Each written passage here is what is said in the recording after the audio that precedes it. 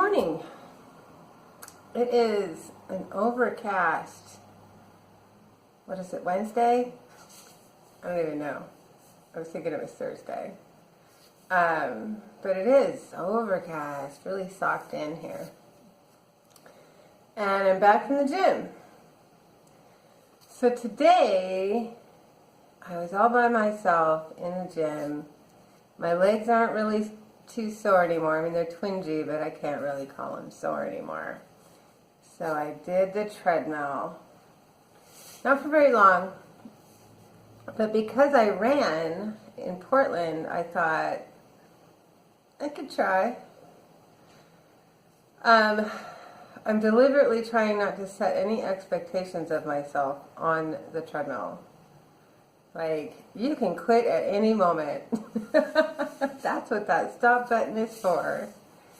So I got on there just for the 20-minute default the machine creates and built myself up to a rapid walk and then ran. I did 3 running sprints, which is better than Portland, where I only did 2 running sprints. Now, keep in mind, my running sprints are a low impact jog because that's my truth. So, but it really does get me going, like heart rate and all that, like you would want. So, and I like that I can jog because it feels like more than I should be able to do. I just don't feel like I'm actually strong enough to do that, but I can.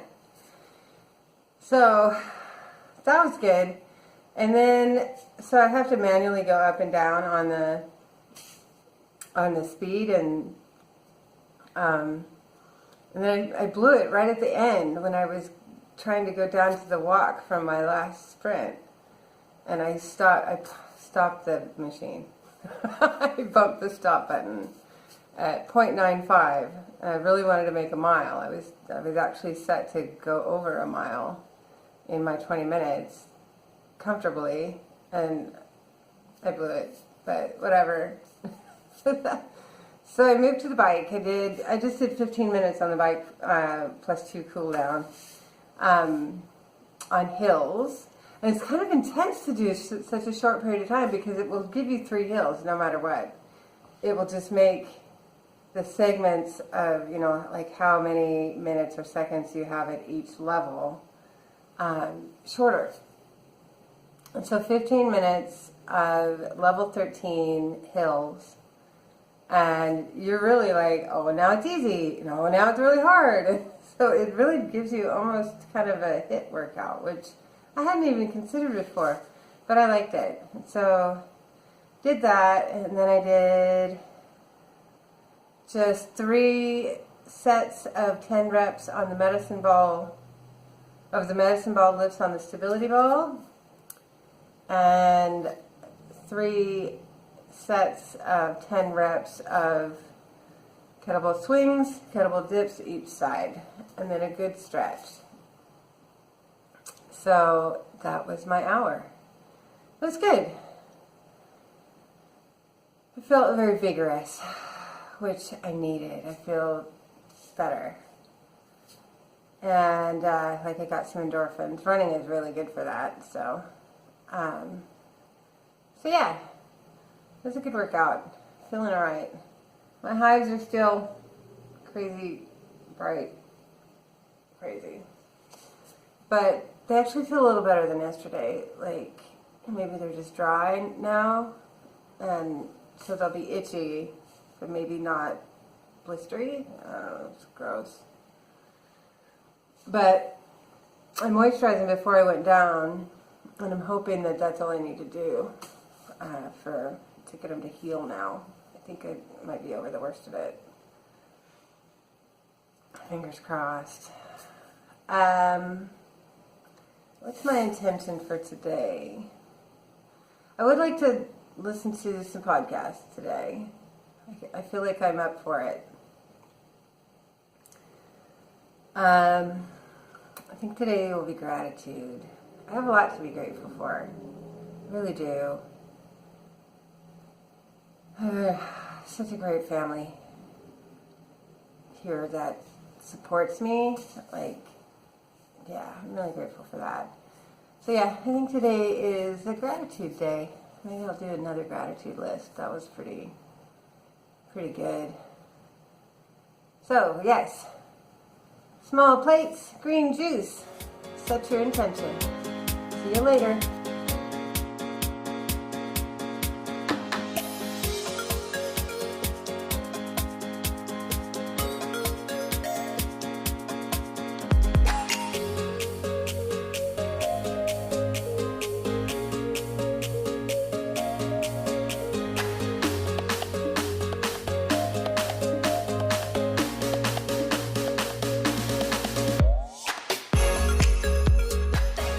Hey there. It is Thursday. For real. Did you hear that this morning? I said it was Wednesday, and I talked about thinking it was Thursday and corrected myself to Wednesday. It's been a crazy short week in my head, apparently. But it is. It's Thursday after work. And I'm home. I'm glad to be home. It's a good day. Had a lot to do, but none of it particularly hard. It was a good day. So today was bagel day at work, and it reminded me this long row of boxes and boxes of bagels. That used to be hard for me every Thursday to not indulge in a bagel, and to not, even further than that, to not feel like I was being punished because I couldn't have a bagel. And it's been, I don't even know how long since I felt tempted by a bagel. And it's not that I don't think I can have it, quote unquote, it's that I don't want it. And so that's something to be grateful for. I mentioned this morning that my intention was gratitude. And I did do a gratitude list, 10 items that I'm grateful for. And some of the same items show up on the list that were on the last list from last week. But there's some different ones. And even if there are some repeats, it's because I am still grateful for them. They are really awesome things to be grateful for. And it's nice to think about them. So I had for breakfast, instead of a bagel, I had egg whites, sauteed spinach, and some smoked salmon, and with capers and a bunch of pepper. That was so good. I don't know why I hadn't considered before that I could just put some of those lox on my eggs and spinach. I've been waiting for them to get moved from the bagel table to the salad bar before I have them, but it was good for breakfast. And then for lunch, there was a fish on Thursday, so there was more salmon on a bed of spinach. So a bed of spinach with some asparagus, piece of salmon, and a couple slices of flat iron steak, with a little bit, just a little dollop of a dill cream sauce that was for the salmon. And oh my gosh, that was a yummy lunch. But a funny thing happened after I ate it. I got really sort of phlegmy in the back of my sinuses and my throat. I think it's the dairy. I haven't done dairy in a while. And it was almost immediate, and it was intense. And I thought, uh-oh.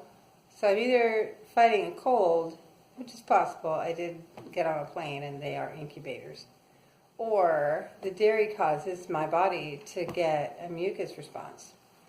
But we'll see. So something to pay attention to. The thing that you saw in the middle, about 11 o'clock, I had a cup of hot almond milk with a tablespoon of cacao powder and some stevia.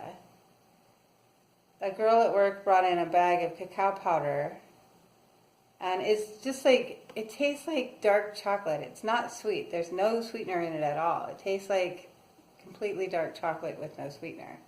So I put the stevia in there. Hot, like a hot chocolate. OMG. That is so good. And really satisfying, like super satisfying as far as like a creamy, warm, like a hot cocoa. I really didn't expect it to be as good as it was. It was really good. She has also brought in some cinnamon to put in it, so I had a little cinnamon in there, like a Mexican hot chocolate. I liked it so much I ordered a bag of that cacao powder myself. It's not expensive, it's just on Amazon, but cacao is good for you in certain aspects, in moderation, of course.